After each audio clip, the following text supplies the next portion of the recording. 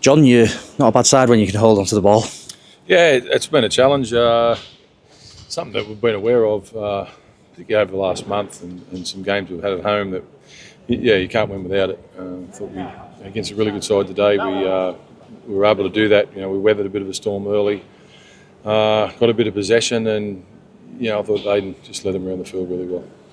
I can't remember when exactly it was, but you said there wasn't anything in particular you could do to fix up that issue regarding the ball handling. It was a mentality thing. How much confidence do you think the win last week gave the players today?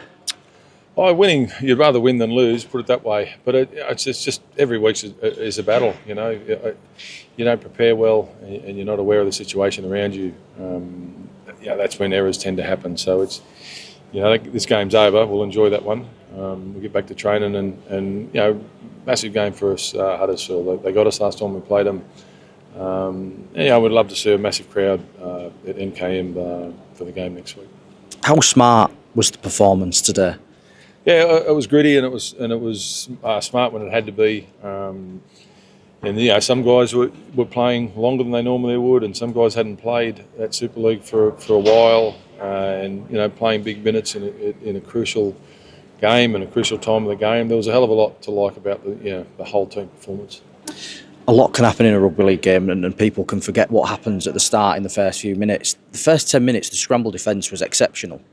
Yeah, that was the smart bit of the game. I thought, we wanted to pressure them, and sometimes that does release you outside. But I thought we scrambled really hard, and then on the back of the play the ball on the shift, I thought we played really smart, and that we didn't try and solve things ourselves. They worked as a group, made their tackles, and forced kicks, and on the back of that, we forced some errors. On the other side of the ball, defensively at the start of the second half, you had a lot more defensive work to do again. You came through that storm on the other side and scored another couple of tries to wrap up the victory in the end. That must have been really pleasing for you. Yeah, the key to that, we've been in sort of situations like we were today at half-time before, and we've just sort of gone away from what worked for us in the first half. I thought, we knew Wigan's a champion team, so we knew they weren't going to go away. They were going to come out and throw everything at us. But we weathered a storm. We were able to get the ball under our arm, do a kick, and work on them making an error. So it was a really professional performance. And by far, it wasn't the strongest side you fielded today. Jack Charles in the halves, Will Hutchinson off the bench, Matty Laidlaw off the bench. They just looked at home when they came on. Yeah, it's really happy for those boys. They work really, really hard. They struggle to get games because of the makeup of the competition. But when you tap them on the shoulder and tell them they're in this week, just a smile on their face makes it all worthwhile. And they're good enough, Will hasn't played for a while at this level, but at reserve grade he plays 80 minutes every week, and he's just looking for games, he's looking for training. And Matty Laidlaw too, he goes back and does the hard work at Doncaster. And when he gets the opportunity here, every time he's come on and he's lapped it up. Some Herculean efforts elsewhere. I think Liam Knight did a 70-minute stint. Jed Cartwright got through a 65-minute stint, scored 2 tries, fantastic defensively. There's some massive efforts out there today.